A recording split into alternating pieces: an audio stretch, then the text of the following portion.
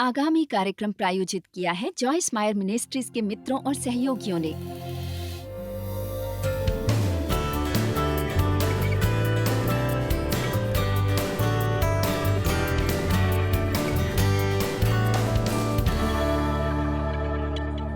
हताशा के बिना जीना।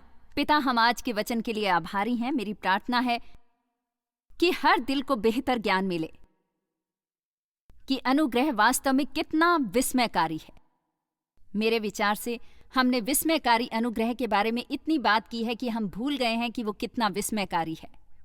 कई बार गिरजे के वातावरण में हमारी वो करने की प्रवृत्ति होती है। पता है, हम चीजों के बारे में बातें करते हैं, उनके बारे में इतना बोलते हैं कि उनका असली मूल्य भूल जाते हैं। चढ़ावे के वक्त उन्होंने अनुग्रह के बारे में कितना बढ़िया गीत गाया था। आशा है कि वे उसे दोबारा गाएंगे और तब हम शब्दों पर भी ध्यान दे सकेंगे। अनुग्रह विस्मयकारी होता है। मैं आपको दिखाती हूं कि वो कैसे सर्वथा अति विस्मयकारी है। हम रोमियो अध्याय 5 देखेंगे, वचन 6 से आरंभ करते हुए, और मैं आपको असल में 4 वचन बताने वाली हूं। मैं चाहती हूं कि आप आज मेरे साथ बहुत से वचन देखें। आप इन्हें धीरे धीरे ग्रहण करें और देखें कि क्या हम समझ सकते हैं कि वो क्या है जो परमेश्वर ने अपने अनुग्रह द्वारा हमारे लिए किया है। मेरे विचार से यदि हम सचमुच जानते, हमें सचमुच उसका ज्ञान होता, हम अपने जीवन में और एक दिन दुखी न रहते। आमीन, आमीन। ठीक है, अब रोमियो अध्याय 5 वचन 6। क्योंकि जब हम निर्बल ही थे, अपनी मदद करने में असमर्थ, तो मसीह ठीक समय पर भक्तिहीनों के लिए मरा। ठीक समय पर भक्तिहीनों के लिए मरा। सब कहिए विस्मयकारी। किसी धर्मी जन के लिए कोई मरे ये तो दुर्लभ है, परंतु क्या जाने किसी भले मनुष्य के लिए कोई मरने का भी हियाव करे। वे कह रहे हैं कि किसी के लिए भी असाधारण होता है अपना जीवन देना, चाहे वो सबसे शानदार बढ़िया व्यक्ति के लिए हो, परंतु पापियों के लिए मरना जिन्हें परवाह नहीं थी, बहुत से अधिकतर जो अभी जन्मे भी नहीं थे, परंतु पापियों के लिए मरना जिन्हें परवाह नहीं थी, बहुत से जो अभी जन्मे भी नहीं थे, आपको जानते नहीं थे, आपके साथ कोई संबंध नहीं चाहते थे, तो वो आश्चर्य का अलग ही स्तर होता है। परंतु परमेश्वर हम पर अपने प्रेम की भलाई इस रीति से प्रकट करता है कि जब हम पापी ही थे तभी मसीह अभिषेकित हमारे लिए मरा। कमाल है। तब भी जब आप मदिरालय में जा रहे थे, शराब पी रहे थे एक के बाद एक हर रात, परमेश्वर की बिल्कुल परवाह न करते हुए, वे पहले ही आपके लिए मर चुके थे। उन्होंने आपके पापों का मूल्य चुका दिया था और आपके लिए बढ़िया जीवन की योजना बना ली थी, और आपको उसके लिए कुछ नहीं करना सिवाय विश्वास और प्राप्त करने के। वाह वाह वाह वाह। यदि आप नए सिरे से जन्मे हैं तो मैं किसी ऐसे को देख रही हूं जो नर्क नहीं जा रहा। यह हमें कुछ देर प्रसन्न रखने के लिए काफी है। अगली बार जब आप उदास हों, जाकर अपने को आईने में देखकर कहें, मैं नर्क नहीं जाऊंगा। हालेलुया, वाह, मैं नर्क नहीं जा रहा। वचन 9, सो जबकि हम अब धर्मी ठहरे हैं। कब धर्मी ठहरे हैं? कब? ओ, आपका मतलब अपना आचरण सुधारने के बाद नहीं। हम अब धर्मी ठहरे हैं। आपको पता है धर्मी ठहरने का क्या मतलब होता है? ऐसा बनाया जाना मानो कभी पाप ही ना किया हो। सो जबकि हम अब उसके लहू के कारण धर्मी ठहरे, दोष मुक्त हुए और परमेश्वर से सही संबंध बना, तो ये कितना अधिक निश्चित है कि उसके द्वारा क्रोध से क्यों ना बचेंगे। तो ये कितना अधिक निश्चित है। शुभ समाचार, परमेश्वर आपसे क्रोधित नहीं है। हालेलुया, परमेश्वर आपसे क्रोधित नहीं है। मैं लोगों की सोच से उकता गई हूं कि परमेश्वर एक दानव है जो हर बार हमारे परिपूर्ण व्यवहार न करने पर क्रोधित होते हैं। परमेश्वर अच्छे हैं, उन्हें आपसे प्रेम है, वे पहले ही आपकी आजादी का मूल्य दे चुके हैं। चेहरे पर मुस्कुराहट लाइए और उनसे प्रेम कीजिए।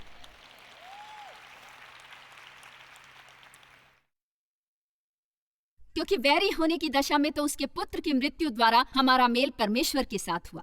अब ये अंतिम हिस्सा समझ लें। क्योंकि वैरी होने की दशा में तो उसके पुत्र की मृत्यु द्वारा हमारा मेल परमेश्वर के साथ हुआ। जब हमें बिल्कुल परवाह नहीं थी, परमेश्वर ने अपने पुत्र को हमारे लिए मरने भेजा। फिर मेल हो जाने पर उसके बहाल जीवन के कारण हम उद्धार क्यों ना पाएंगे? फिर मेल हो जाने पर उसके बहाल जीवन के कारण हम उद्धार क्यों ना पाएंगे? है ना कमाल? आपको पता है, परमेश्वर ने हमें फुटबॉल की तरह फेंक देने के लिए नहीं बचाया कि अब सब तुम्हें खुद करना है। हमारा जिस तरह से उद्धार हुआ, वे सब लोग जिन्होंने आज मसीह को कबूल किया, कई 100 लोग जिन्होंने मसीह को कबूला, उन्होंने कुछ भी नहीं किया। उन्होंने सिर्फ कहा, हाँ मैं वो चाहता हूं हाँ मैं वो स्वीकार करूंगा। मुफ्त भेंट, हाँ मुझे वो चाहिए। अब वो परमेश्वर के अनुग्रह का गतिविधि में प्रकट होना है जब हम स्वीकारते हैं उनके वचन के सत्य को।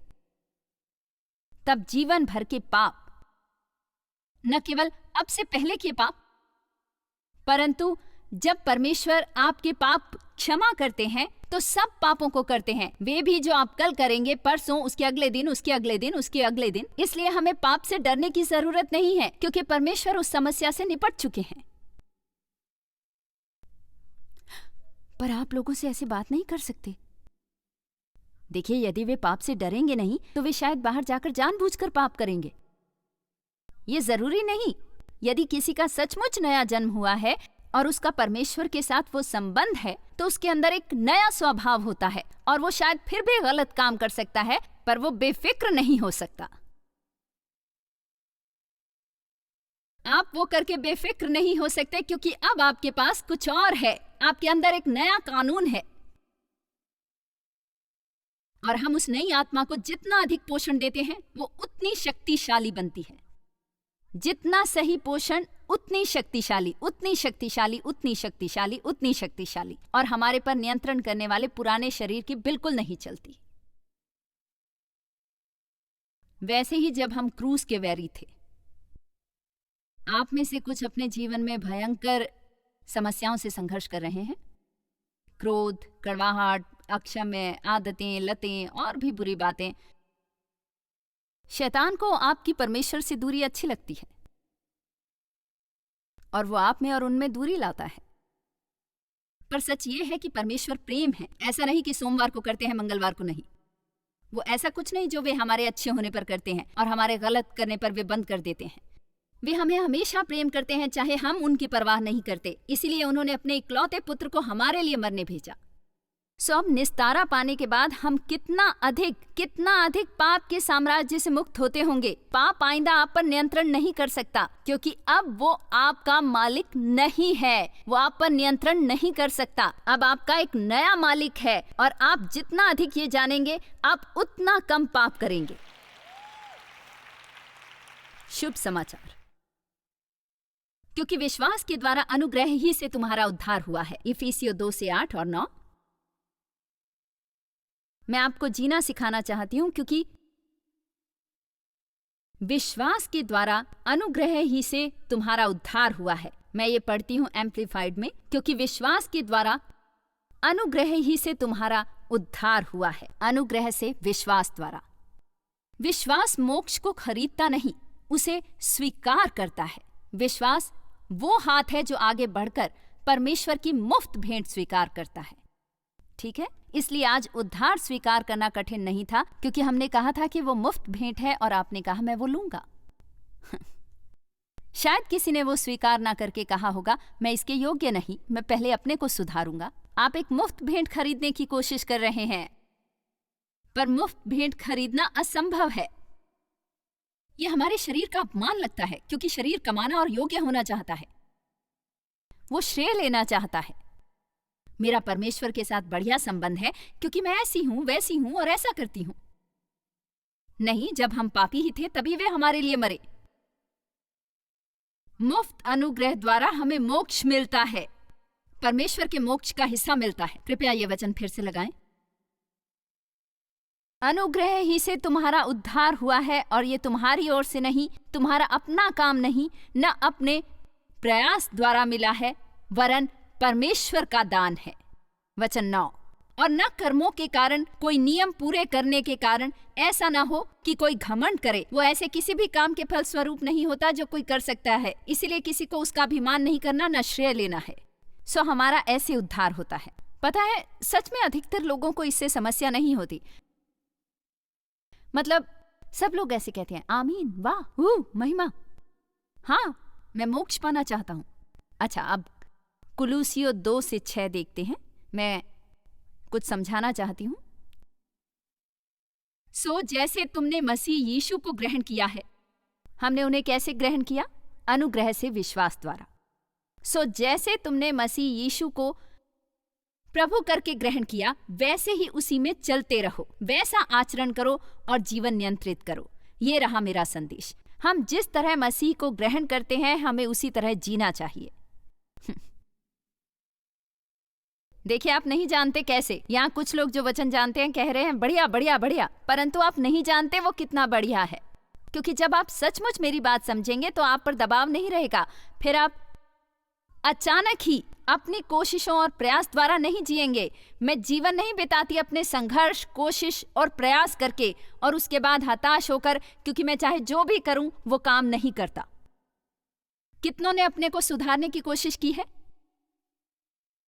क्या कोई ऐसी सभा में गया है जहां किसी को कुछ प्रचार करते सुना और दोष अनुभव किया है? हे परमेश्वर, मुझे सचमुच ये समस्या है, और आपने घर जाकर बदलने की कोशिश की थी। किसी ने ये किया है? कितनों में बदलाव नहीं आया?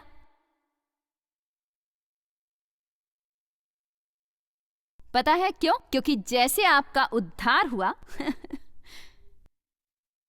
विश्वास द्वारा अनुग्रह से, आपको उसी तरीके से बदलना होगा। परमेश्वर चाहते हैं कि हम कहें, परमेश्वर आप सही हैं, वो वचन मुझे दोष बता रहा है, मुझे उस पक्ष में समस्या है और मैं बदलना चाहता हूँ, पर मैं बदल नहीं सकता जब तक आप मुझे नहीं बदलेंगे। आपको वो करना होगा। परमेश्वर, मैं आप पर निर्भर हूँ, मुझे आप पर विश्वास है, मुझे आप पर भरोसा है कि आप मेरे जीवन में वो करेंगे जो करना जरूरी है। आप अपने साथ संघर्ष करेंगे और आप अपने से क्रोधित होंगे। शैतान आपको रोज आश्वस्त करेगा कि परमेश्वर आपसे क्रोधित है, जब तक आपको अनुग्रह का ज्ञान नहीं होगा। हमें अनुग्रह द्वारा जीना है। देखिए, मुझे ये समझाने में 4 सभाएं लगेंगी। एक महिला कह रही है या। पता है क्यों? क्योंकि ये बहुत बढ़िया है। पता है वो क्या है? वो विस्मयकारी है।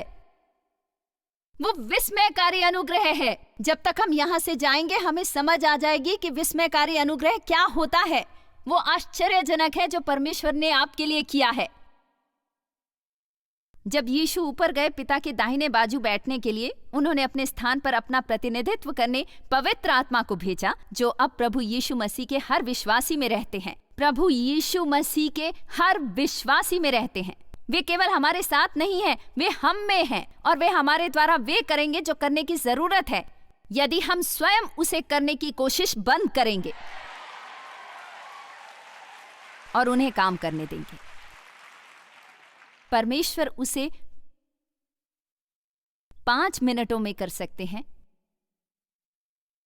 जितना कि आप 25 वर्षों के प्रयास में भी नहीं कर सकते, क्योंकि उसके लिए जरूरत है सिर्फ ज्ञान की। हमारे पास बहुत जानकारी है, हमें ज्ञान की जरूरत है।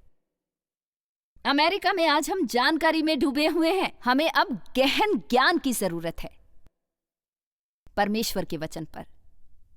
आमीन। मुझे विश्वास है कि इस हफ्ते जैसे वचन का प्रचार होगा तो उस पर एक अभिषेक होगा जो अंधी आंखों को खोल देगा। और मैं आत्मिक अंधी आंखों की बात कर रही हूं। मैं कुछ शारीरिक आंखों को भी खुलता देख रही हूं, परंतु उन आत्मिक अंधी आंखों और बहरे कानों को खोलना चाहती हूं। आपने शायद हजारों बार सुना होगा कि विस्मयकारी अनुग्रह कितना मीठा होता है, पर मैं चाहती हूं कि जब आप इस हफ्ते यहां से जाएं, या आप जितनी बार भी यहां आ सकें, आप जाते वक्त कहें, विस्मयकारी अनुग्रह सचमुच अविश्वसनीय रूप से विस्मयकारी है। उसके बाद जब हम सचमुच समझते हैं कि परमेश्वर ने हमारे लिए क्या किया है, हम बहुत आभारी होते हैं, एहसानमंद होते हैं और परमेश्वर से इतना प्रेम करते हैं कि हमारा अपने पर वश नहीं चलता। हम उन्हें प्रसन्न करने के लिए जितना संभव हो भला करना चाहते हैं, इसलिए नहीं कि हम पर दबाव होता है, बल्कि इसलिए कि हम करना चाहते हैं। आमीन। विस्मयकारी अनुग्रह है। हम सभी ने ये सुना, मसीह में परमेश्वर की दौलत सिर्फ और सिर्फ अनुग्रह है। पता है, कई बार ये अधिक रूप से बहुत हल्का और धार्मिक लगता है और हमसे छूट जाता है। वो अनुग्रह है जिसके हम योग्य नहीं। ये परमेश्वर का उपहार है और हमें उसके बारे में बहुत समय तक सोचना पड़ता है, क्योंकि ज्यादातर लोग आपके लिए वो नहीं करते जिसके आप योग्य नहीं होते, या वे आपको वो देते हैं जिसके आप योग्य होते हैं। परमेश्वर दोनों में से एक भी नहीं करते। परमेश्वर हमें आशीष देते हैं जब हम सजा के अधिकारी होते हैं। आमीन। और वे हमारे लिए वो करते हैं जिसके हम योग्य नहीं होते। इसका यह मतलब नहीं कि परमेश्वर हमें कभी दंड नहीं देते या सही आचरण सिखाने के लिए दंडित नहीं करते, परंतु वे कभी हमसे प्रेम करना बंद नहीं करते। मेरे पास एक जेएम की परिभाषा है, ये मेरी अपनी है, इसे अपने शब्दकोश से बता रही हूं। 37 वर्ष वचन सिखाने के बाद मुझे अब परिभाषा देने का अधिकार है, तो ये सुनिए। मुझे विश्वास है कि अनुग्रह है, जी हां, कृपा जिसके हम योग्य नहीं, पर वो है परमेश्वर की शक्ति जो हमें बिल्कुल मुफ्त उपलब्ध होती है, जो हमें आराम से वो करने योग्य बनाती है जो हम कभी अपने बल पर लाख प्रयास और कोशिश करने के बाद भी नहीं कर सकते थे। मैं इसे दोहराती हूं, अनुग्रह शक्ति है, वो करने की शक्ति है जो करना जरूरी है, परंतु उसे बिना संघर्ष और कोशिश के करना, परमेश्वर के आराम में वो करना, आराम से वो करना, और वो मुफ्त भेंट है।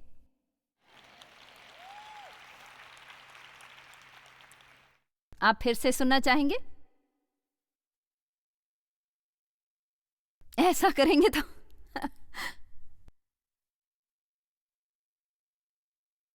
मुझे पता है आपका शरीर विरोध कर रहा होगा। निसंदेह मुझे कुछ तो करना होगा, कुछ तो करना होगा। हम विश्वास से आरंभ कर सकते हैं, इसलिए हमें विश्वासी कहते हैं।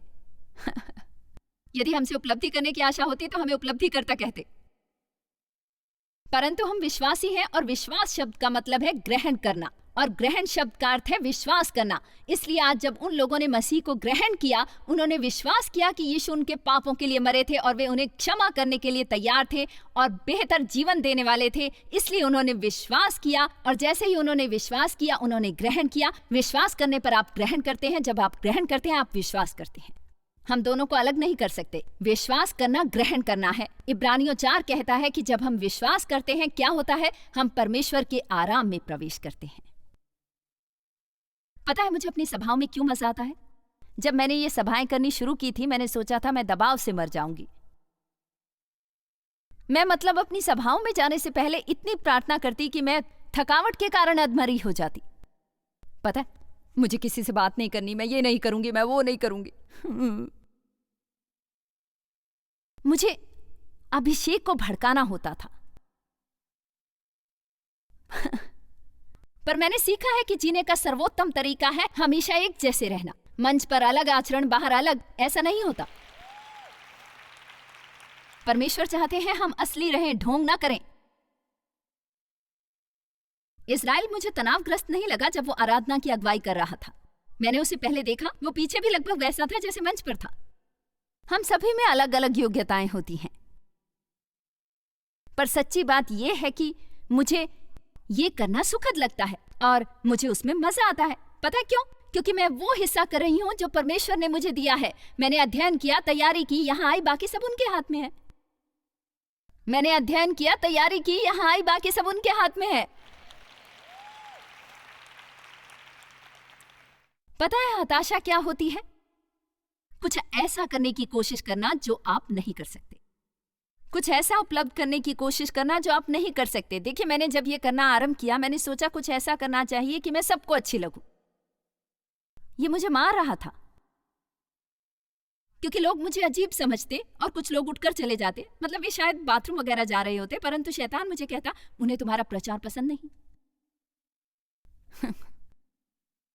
हे परमेश्वर, उन्हें मैं पसंद नहीं, मेरा प्रचार पसंद नहीं, मैं क्या करूं? इसके अलावा यदि मैं कुछ कहती, कोई मुंह बिचकाता, तो मैं सोचती मुझे कुछ और कहना चाहिए। इसलिए पता है, मैं लोगों को अच्छी लगने के लिए जो संभव था कर रही थी। एक दिन मैंने निर्णय लिया, मैं समझ गई परमेश्वर, इन लोगों से अपने को पसंद करवाना मेरी जिम्मेदारी नहीं है। मेरी जिम्मेदारी है वहां मंच पर जाना और वो करना जो मुझे विश्वास है आप मुझे करने को कह रहे हैं, क्योंकि उसका श्रेय आपको जाएगा।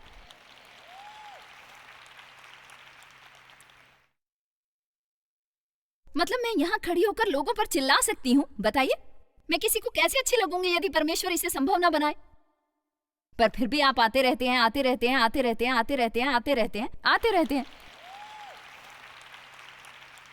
पता है क्यों? आपको हर दिन मनुष्यों के भय से घिरे होकर बाहर नहीं जाना है और ना दूसरों की सनक को अपने पर चालाकी से नियंत्रण करने देना है, क्योंकि आपको डर है आप किसी को अच्छे नहीं लगेंगे। आप सुबह कह सकते हैं, परमेश्वर, यदि आप मुझे किसी को अच्छा लगना है तो आपको ये संभव करना होगा, और यदि मैं उन्हें अच्छी न लगूं तो ये आपकी समस्या है।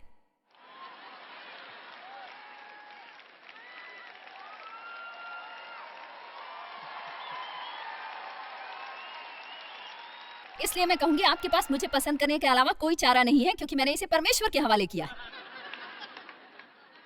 इसलिए मैं आज स्वतंत्र हो सकती हूँ, क्योंकि मुझे पहले ही से विश्वास है कि परमेश्वर मुझे जीवन में वो व्यक्ति और वस्तु देंगे जिसकी मुझे जरूरत होगी। मुझ पर कोई दबाव नहीं है। क्या आज मुझ पर चढ़ावा लेते वक्त दबाव था? मैंने किसी पर कोई दबाव नहीं डाला। मुझे चालाकी से आप पर नियंत्रण करने की जरूरत नहीं। पता है क्यों? क्योंकि यदि परमेश्वर ने ये आज्ञा दी है तो वे ही मूल्य चुकाएंगे।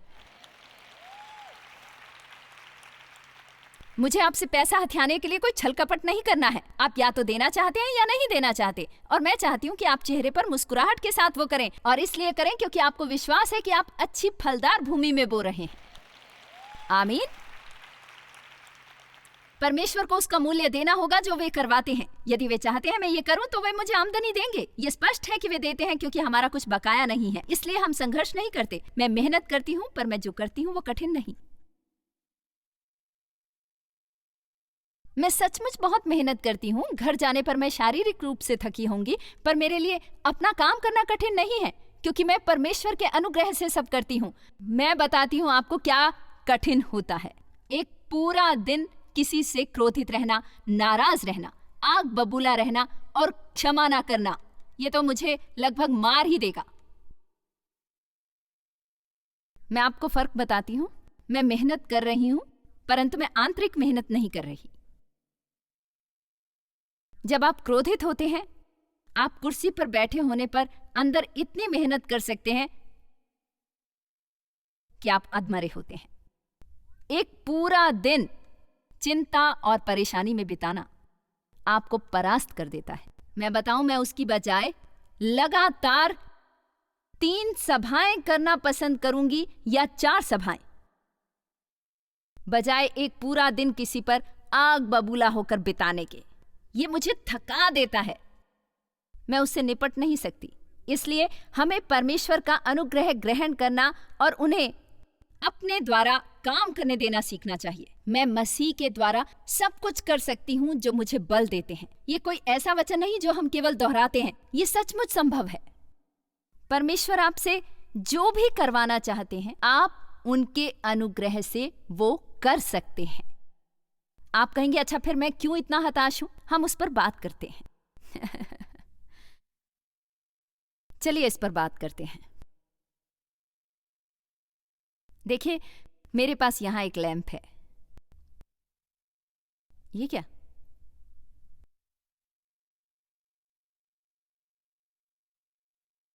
इसमें रोशनी क्यों नहीं है? तुम एक लैंप हो, तुमसे प्रकाश की उम्मीद है। प्रकाश कहाँ है? ओह, इसका प्लग ही नहीं लगा। इसका प्लग लगाने की जरूरत है।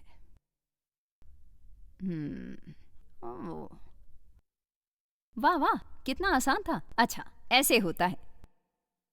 यदि यहां पर शक्ति का स्रोत है, वो स्रोत परमेश्वर है। बताइए, आप समझे कि नहीं? देखा आप कितने होशियार हैं। गहरा ज्ञान। यहां पर एक शक्ति का स्रोत है। शक्ति का दोष नहीं होता यदि लैंप उससे जुड़ा नहीं होता। बताऊं हमें क्या करना चाहिए? हमें उनसे जुड़े रहना चाहिए। जब भी आप हताशा अनुभव करें, 1 मिनट निकालकर जुड़ जाएं। जब भी थकावट अनुभव करें, 1 मिनट निकालकर जुड़ जाएं। सुबह अपने घर से ये आश्वस्त किए बिना न निकलें कि आप शक्ति से भरपूर हैं, कि आपने परमेश्वर के वचन से भरपूर शक्ति प्राप्त की है। पता है, हमारे सामने जीवन में 2 रास्ते होते हैं। हम हताशा से भरा जीवन जी सकते हैं, या फिर अपने आप को विनम्र करके परमेश्वर की मदद मांग सकते हैं। हम अपनी मदद के लिए उनके अनुग्रह की मुफ्त भेंट पा सकते हैं, और हमें बिल्कुल वही करना चाहिए। जॉयस मायर मिनिस्ट्रीज में आप हमारे लिए बहुत ही कीमती हैं, जितना कि आप जानते हैं। हम आपकी सराहना करते हैं और इस सेविकाई को दुनिया भर में संभव बनाने के लिए हम अपने दोस्तों और सहभागियों को धन्यवाद देते हैं। हम साथ मिलकर भूखों को खाना खिलाते हैं, गरीबों को कपड़े देते हैं और कई देशों में सुसमाचार बांटते हैं। अपना प्रार्थना निवेदन भेजने के लिए कृपया आज ही संपर्क कीजिए। हमारे स्रोतों के बारे में और भी जानिए। जॉयस की सभाओं की सूची देखिए हमारे साथ सहभागी बनने के लिए, क्योंकि हम दुनिया भर में मसीह के प्रेम को बांटते हैं।